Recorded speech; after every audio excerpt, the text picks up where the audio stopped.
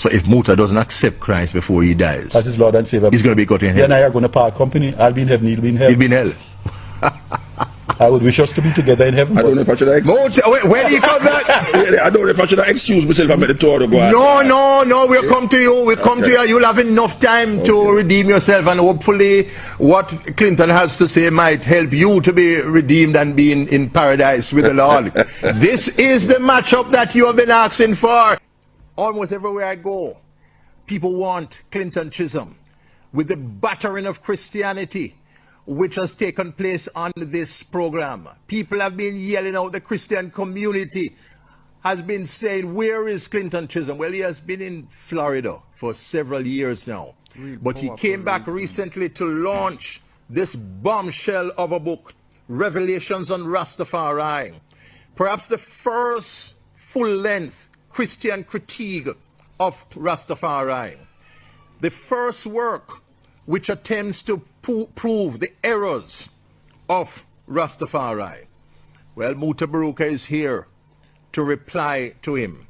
There are some central claims of this book, Revelations of Rastafari. One, I quote, Rastafari's view of Emperor Haile Selassie as a black man's God is marred by ignorance and misconceptions. You know that Clinton does not mince word under any guise of courtesy.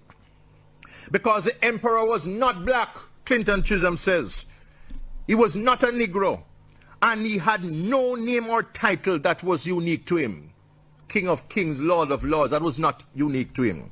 The traditional idea that Emperor Haile Selassie is a direct descendant of Solomon lacks historical corroboration and is refuted by the fact of the non-Solomonic Negroid Zagwe dynasty ruling in Ethiopia for over a century, and as well by the century-long collapse of the Ethiopian monarchy in the middle of the 18th century of this era. Moreover, all the emperors of the last 200 years of the monarchy were unrelated by blood, except for one, despite the fact that all claimed to be Solomonic. The notion that modern Ethiopia is spoken of in the Bible is misguided, because every such reference speaks of Kush, which is Sudan, not the modern landmass known as Ethiopia. The Kebra Negas account of the connection between Solomon, the Queen of Sheba, and the Ethiopian rulers is based on fiction. So too is the story of the ark being taken to Ethiopia.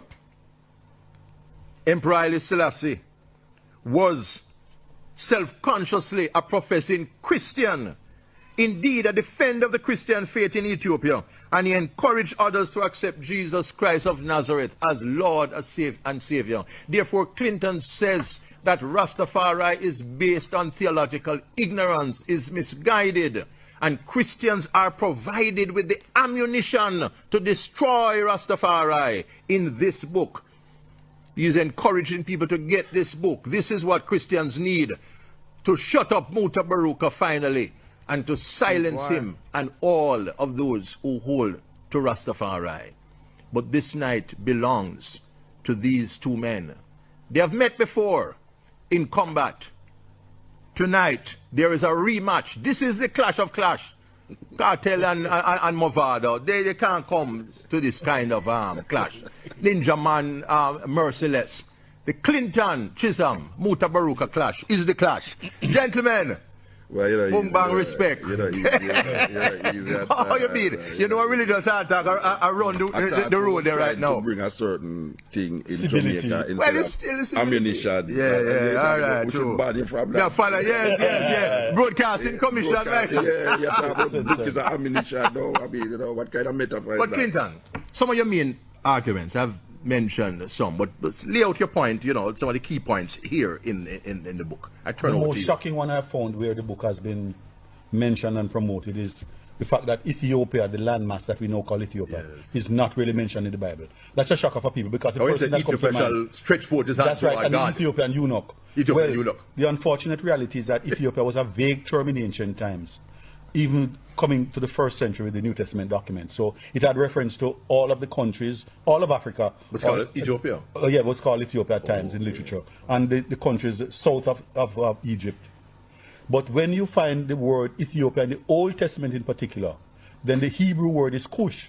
Cush is modern Sudan. And the Ethiopian eunuch in the New Testament is also from the same area, modern Sudan, where the term Candace was used for the Merite queens.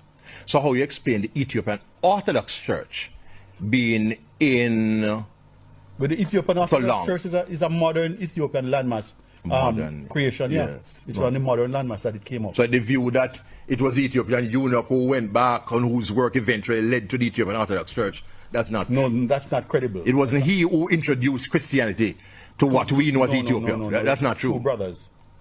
And the history of the church reports that the two brothers came to the Ethiopian area, and the monarch then accepted their testimony concerning Jesus Christ, consecrated his life to Jesus Christ, and commissioned. So Christianity was spread in Ethiopia, not from the people up to the monarch. It was from the monarch down to the people. Yes. The monarch accepted Christ as his savior and then commissioned these two brothers to go and spread the word across Ethiopia. And this view that Christianity is really a white man's religion and European religion, you dismiss that also? I blame the people who have studied at universities and still parrot that kind of a foolishness, because Christianity is a Middle Eastern religion. It's not a white man's religion. Christianity was in countries in Asia and the Middle East long before it came to Europe. Long before. So, I mean, it would be difficult to justify the view that Christianity, which predated its arrival in Europe, is a white man's religion. So when we as black people accept Christianity, we're not turning our back on Africa and going to Europe. No. Christianity was in Africa long before it entered Europe. Long before it entered Europe. What are some of the other key points that you make? The issue of the connection between King Solomon of Israel, and the Queen of Sheba, and the so-called first emperor of Ethiopia also lacks historical verification. I mean, Solomon could have had sex with the Queen of Sheba. I grant that the man loved women and preferably supine, but there's no historical support that he slept with the Queen of Sheba or that they had a child together and that child became the first monarch in Ethiopia. No historical support for that at all. So this book, the Kebra Negas, that, you know, some Rastafarians hail. And Ethiopians too. Ethiopians, yeah. Yeah, it's a tremendous book, you know. It's not completely mythical. Okay. It's just that it goes overboard. You can't rely on the Kebra Negas for historical material. You can't. You have to really read it with your glasses on and your glasses wiped clean. Because there are times when the Kebra Negas messes up historically. It, for instance, confuses Candace, 1st century monarch, with the Queen of Sheba, who's a 10th century monarch. The Kebra Negas calls the two women one and the same. Even though you have some 9 centuries separating them. So there are those historical blunders in there. So you can't just swallow it hook, line, and sinker. In your view, therefore, Clinton, Rastafari is our indigenous religious movement. We've exported it over the world. But it is based on sand. A lot of sand. Erroneous. Use that metaphor, a lot of sand, yes. Historically and theologically. Misconceptions originated at the very beginning, from the foundations. From the foundation. The name of the movement, there were misconceptions. Now, I call the first one with the name Rastafari movement. Muta mentions it in a lecture he gave in, where was it? Is somewhere in California. I get some lecture there, but you have to tell me. This book by, I forgot the fellow's name, Rastafari the 21st. For book of Rastafari 21st century. What Muta is it? Yeah, what Muta mentioned is that why is the movement called Rastafari when Selassie ceased being a Rast from 1928? And it's a point I've raised in my cassette from 1992. That it's a slight contradiction. I don't call it a major contradiction. Yes. That it's a slight contradiction. I don't call it a major contradiction. Yes. You see, the Rastas love the word Ras because for them, Ras, for many of them, I should say, let me qualify and speak guardedly. For many Rastas, Ras means head creator, but Ras just means head of an army. All right, we're going to get a chance. Yeah, man. Yes, we will come to you in the thing. Yes. Ras Makon and his father was an army. He was head of an army. That's why he was called Ras. So Ras doesn't mean head creator. And his name, Haile Selassie, power of the Trinity, was not a name that he assumed out of thin air when he ascended the throne. That was his baptismal name. I see. Do you believe that those who remain Rastafari, who die in the Rastafarian faith, believing that Selassie is God, that they can be saved? Well, if they die, they don't have any chance of being saved if they believe that Selassie is God. If they believe that Selassie is God, they won't be saved? They can't be saved by that because they can't be saved. Salvation is only in Jesus Christ of Nazareth. Hear that. Or those who are fussy linguistically, Yeshua, of Nazareth. So if Muta doesn't accept Christ before he dies, As his Lord and Savior. he's going to be got in He hell. and I are going to part company. I'll be in heaven, he'll be in hell. He'll be in hell. I would wish us to be together in heaven. I don't know if I should have Muta, when he come back? I don't know if I should have excused myself and made the tour to go out. No, we'll come to you. We'll come to you. You'll have enough time to redeem yourself, and hopefully what Clinton has to say might help you to be redeemed and be in paradise with the Lord. This is the matchup that you have been asking for. Clinton Chisholm, Mutabaruka, only on Religious Hard Talk. We take our first break.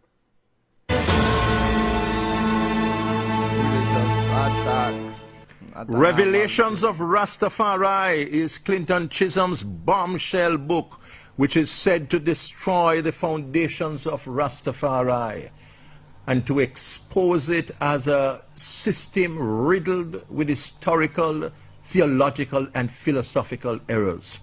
But Mutabaruka, the celebrity Rastafarian poet and philosopher, is here to contest the ideas of Clinton Chisholm. Muta is quoted quite extensively in this book. And we turn over now to Muta. Yeah, we just want to say to Mr. Chisholm that history is very strange, that none of us who is expounding history was there at the time when history is made. So we have to rely on writers. Now I am contending that depending on who is writing, and who want to interpret what is written, they will validate their logics and understanding after that individual or that person or the people who's writing this history.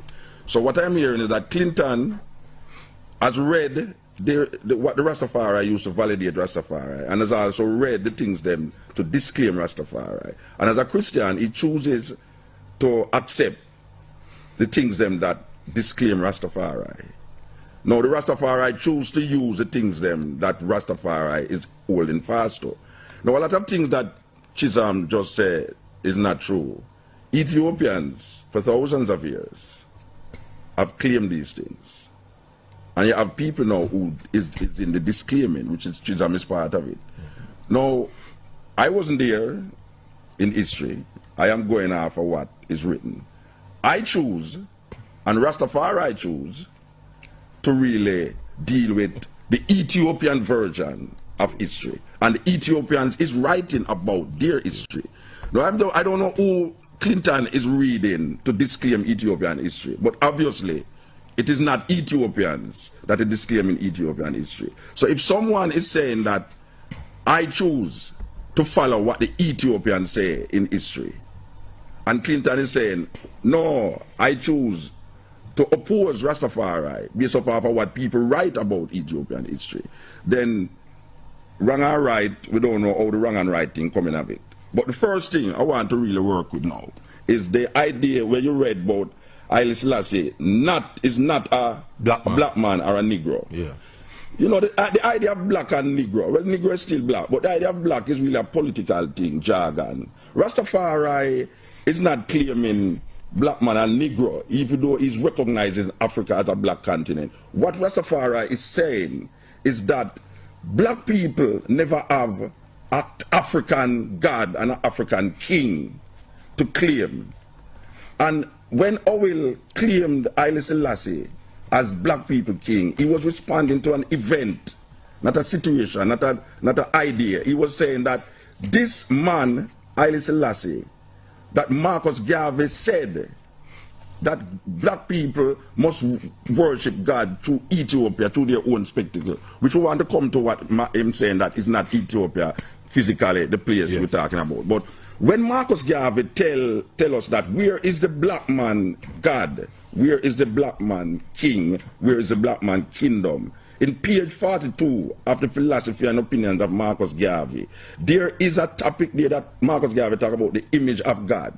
And it clearly states that if the Jews want to worship God through the God of Abraham, Isaac, and Jacob, let him do it. If the Chinese want to do this thing, let them do it. But we, though late it might be, must worship God through Ethiopia. And that is what we choose to do. Now, when Leonard Owil in 1930 saw that this African, we're not talking about a political mindset now, we're talking about black and Negro. This African was crowned in 1930.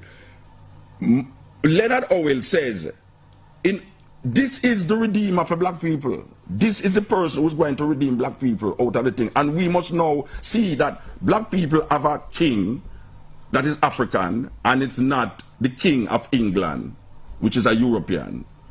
So the idea that Haile Selassie is not a black man now is really a problematic situation. Because what I think Clinton is alluding to is that Haile Selassie is of a mixed breed. Semitic. Yes. No. We have to really work with that. We have to work out that understanding of the black man. I really want to ask Clinton, if the people of America decide, say, they're going to declare Obama God or Christ, would you say that Obama is not a black man because he have a white mother? Because it is the person who is defining their existence and not the person who is looking on. And if Haile Selassie declare himself as a black man, he has not. Yeah, but I can tell you that I have read speeches where Haile is talking about we as Africans. Yes, Africans, yeah. Yeah, but Africans are not Semitic. But Selassie claims to be Semitic. No, yeah, but that is the greatness about the situation now. He's claiming Semitic lineage, and he's claiming the African lineage because his mother, according to the thing that you just put down a while ago, according to the history of the Ethiopians, this queen mixed with this Semitic person. So he's claiming now the Semitic lineage and the African lineage, meaning that when he says that he's an African and we Africans will fight if it is necessary, he's not talking about the Semitic, he's talking about the black people in Africa. So we must not declare now, say, because Haile Selassie's great-great-grandparents, which is used fighting against, I don't know, or you're going to fight against the history of the thing and then still say that Haile Selassie is Semitic. Because I'm not saying that Haile Selassie don't have Semitic in him. I am saying that Haile Selassie is claiming Semitic, and Haile Selassie is also claiming his black heritage based upon his mother and based upon his father. I mean his grandfather. He's claiming this two things, just like how we stand up and hear Obama say his mother was white and his father was black, and he's claiming being an African American. He is black. Obama is a black man. Whether he has white in him or not, he is defining himself. Not you, not me. Haile Selassie is a black man based upon that his parents. Did he so define himself? He defines himself as a black man. Where? What? Never. Where what? You have otherwise? Yeah, he has always claimed to be, it's in the Constitution, he's Semitic. It's in the Constitution. He says from the Semitic line, yeah? It's in the Constitution, he's Semitic. Constitution. He says from the Semitic line, yeah? He has never claimed to be a black man. Never claimed to be black. He's an African that's uncontested. But Muta was an African. But tell me something now. African, it's more important in the realms of what Rastafari is saying to an African are talking about Semitic. Which one is more important to the Rastaman? African, I would think. Yes, all right. Then is Haile Selassie an African? He was an African. Then what you talking about? No, but your white people were just said that. Which white people is African? No, you said. No, which white people is African? A white person cannot. No, tell me which white person is African? Which white person is African? A person born on the landmass of Africa. It's not African. He's African. No. Which white person born on the landmass of Africa? A white man who is born in Africa. Where? Tell me where. Where is born? You have to tell me the place where born in Africa for him to be. No matter where born. No.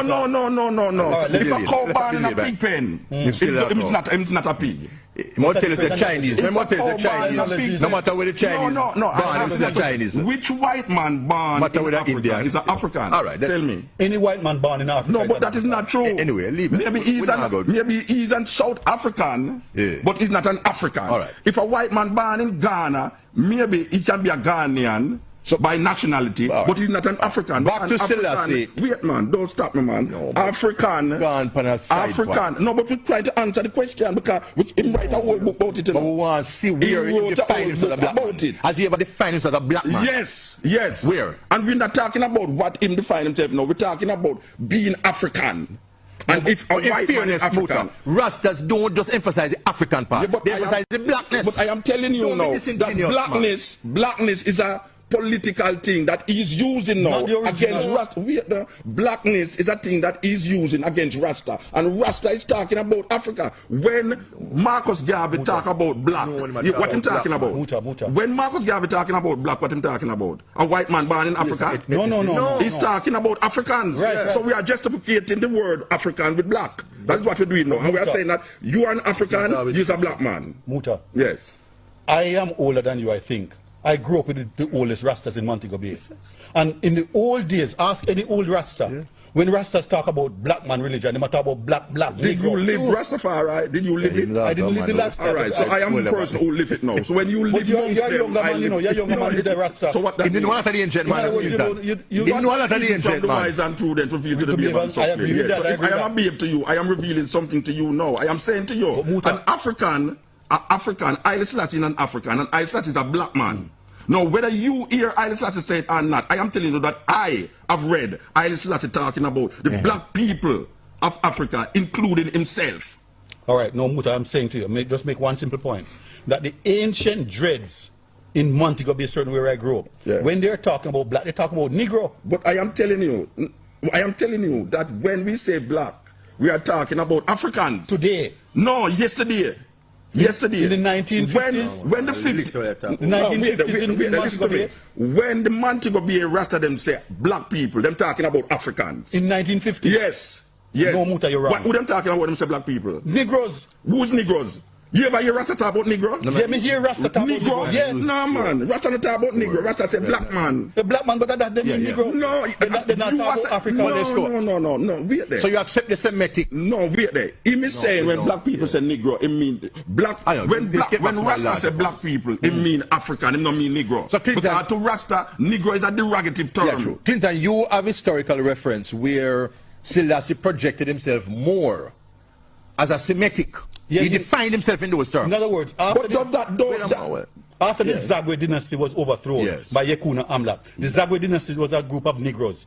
On the African... You keep saying Negroes. Negroes is a derogative. That no, you say no. nigger. Black man. I'm not, No, you know, I'm black not man, using let him know. Yeah. But it is whether you use it or not, it's a if I say nigger in any way, in New go York. off on a side point. All right. No, All right, Negro is a derogative I don't use it. term. Black man. Rasta We say will always black use man. black man. A black man is an African. No, part of it. Don't try to. No, hold on, Muta. Rasta is saying black man is African. Yeah. I'm making a point. Peter said, no matter where you come from, as long as you're a black man, you're an African. All right. So what Rasta is saying, that if you're a black man, you're an African. There's no term in Rasta that declare Negro. I never in my life hear Rasta talk about Negro. You are using the word The Negro. Zagwe dynasty, which ruled on the throne of Ethiopia before Yekuna Amlak in the 17th century, the 14th century rather, was a group of non-Semites. Okay. They were Negroes, they were blacks. They were blacks, all right? Were they Africans?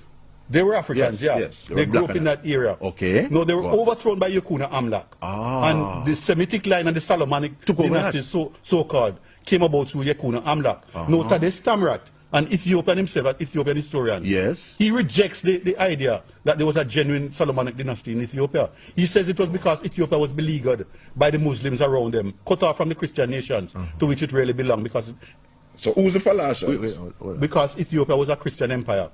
Then they identified with the beleaguered Israelites in the Old Testament, and so talk about a Solomonic dynasty. Who is the Beta Israelites? So that's Who how are the Beta Israelites that the that's how- So there was a Israelites... myth that came out. The myth came out, And it says- or there was political realities. So on the throne of Ethiopia, in the Kebanagas, only a Semite must rule. No non-Semite and no woman. That is not true. Zardito Zarditu was a contradiction in terms. So you have an exception then? She's an exception, yeah. Okay, all right. So, So that is clear then. There was a woman who was ruling Ethiopia. Just before and Selassie, the dynasty of the Kadans, Candace. it wasn't an individual queen. It was a dynasty of queens. Yeah, all of the that queens in the Emirate. It was ruled, of yes. Sudan. So that means a Candace. woman was ruling Ethiopia too. In Sudan, not Ethiopia. No, Ethiopia. No, Yes, not what do you mean Ethiopia. Ethiopia? The first woman on the throne was Zawditu. No, the first woman on the throne was Makeda. Well, if you see Makeda as being on the throne of Ethiopia, Then she she was in- the queen of Ethiopia? No, Where she was? She was in Arabia, Where? South Arabia. Here. That's where Sheba is. Listen to me. Yemen was part of the kingdom of Ethiopia in that time. What Yemen. period of time? Yemen. What period of What time? period of which time? When BC or AD? Makeda. No, look here. Makeda Look is here. 10th Look- century BC. No, listen to me.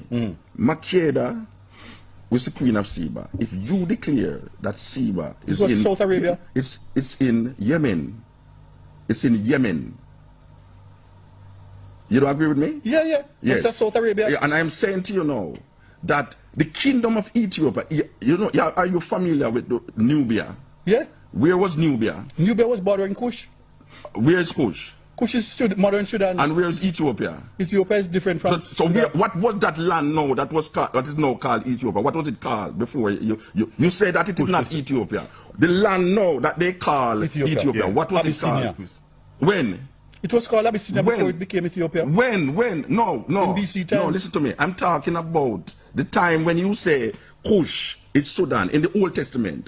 The Bible tells you that one of the rivers that flow out of the land of and the river is Gishon, which encompasses the whole land of Kush. It's Black History God, Month. you need We it. are Black History Month and religious hard talk. We are discussing issues having to do with Black history. But Clinton Chisholm is saying that Selassie can't lay claims to that Black history. This is religious hard talk. We take another break.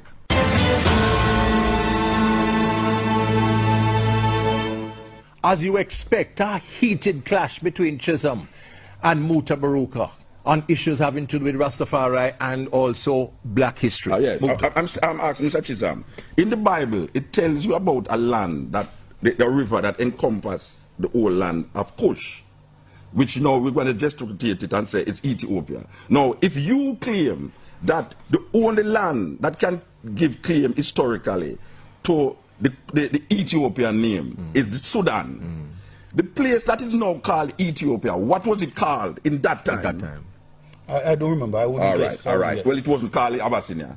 Because Abyssinia is a late name for Ethiopia. It wasn't 5,000 years ago. No, it he was didn't not claim called. that. Yeah, that's why them don't So know I am the saying spot to you at now, the land, we need to, you, not me, you need to find out what is the name of the land in the time of when the Bible was written. Yeah. What was the name of the land Fair that question. is Yeah. What was the name of the land Fair that is question. now called Ethiopia? But one thing Fair you know, question. Muta, Fair No, is question. that the land described as Ethiopia Is not. Is in Hebrew is Kush, which was Sudan. But I am telling you, no. I am telling you that all of that area was under one, what you call governance. Oh, you're saying. Nubia, Sudan, right to Ethiopia was the only place that was different in the naming was Egypt, which is Kemet. But that was way up north. But I Africa, am saying, but that is the only place that was not called Ethiopia.